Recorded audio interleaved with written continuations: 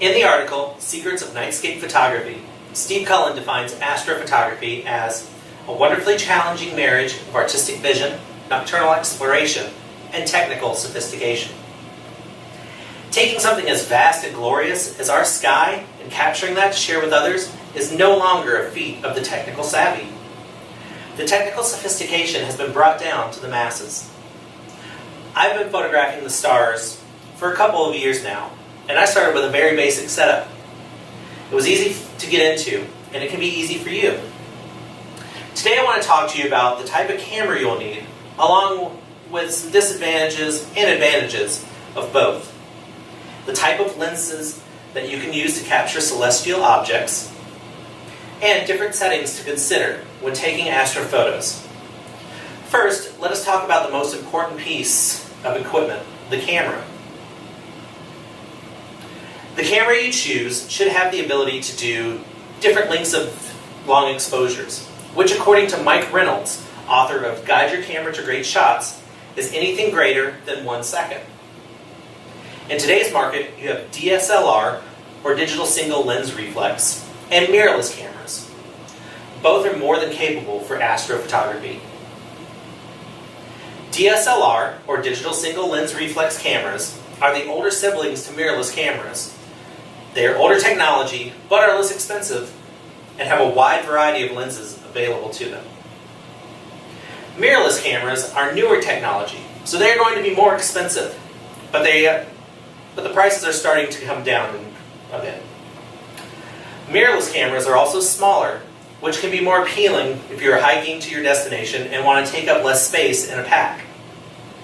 Whether you choose mirrorless or DSLR, you will need a lens, and with adapters for your camera, you can choose pretty much any brand you'd like. As you can see, there are two types of lenses you can use for astrophotography. They are fixed or prime lenses and zoom lenses. These types of lenses serve different purposes in astrophotography. Prime lenses do not zoom in or out. They are fixed at their focal length. Wide-angle lenses will be fixed, which is good because with wide-angle lenses you can get the most out of the night sky, as well as beautiful landscape shots during the day. Now, zoom lenses are great for close-up shots of the moon or planetary objects.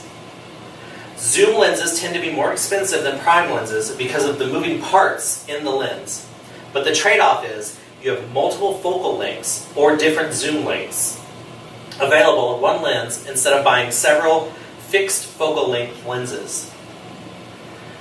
Whether you use a prime or zoom lens, you will want them to have a low f-stop. And you will want to consider other settings such as ISO and shutter speed. Your f-stop, ISO, and shutter speed work together to create a beautiful astrophoto. F-stop, simply put, is how wide the lens is, and in turn, how much light will be let into the camera's sensor. The lower the number, the wider the lens aperture or opening will be. This is where ISO comes in. And ISO is how sensitive the camera's sensor is to light. The lower the number, the darker the image. And since we're shooting at night, you'd think a higher number would be better. But as Roger Tooth explains in his article, Photography, a Guardian Masterclass, try not to go higher than 1600 or you will introduce too much noise or grain to your images. As a general rule, keep the ISO as low as possible. Finally, we have our shutter speed. When you press the shutter button, the camera opens the shutter and lets light in.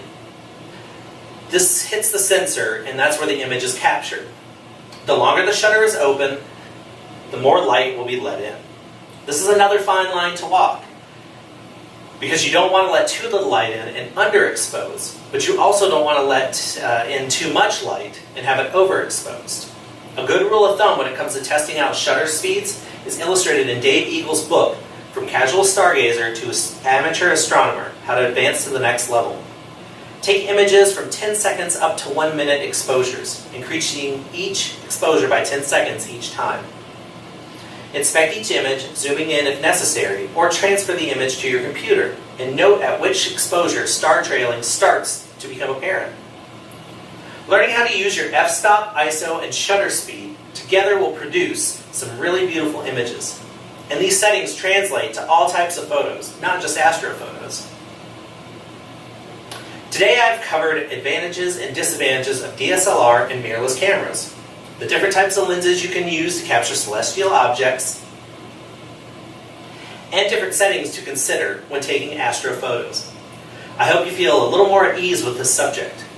Now I'd like to leave you with a quote. When we look up towards the night sky, we are greeted with a tapestry of wonder in infinite space, a vastness of twinkling eyes on a canvas of velvet.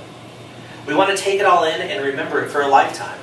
We want to share it with people, and with modern cameras we can. Using the tools that have been laid out, even the average person can take beautiful photos of the night sky. And with practice, anyone can capture the cosmos. Thank you.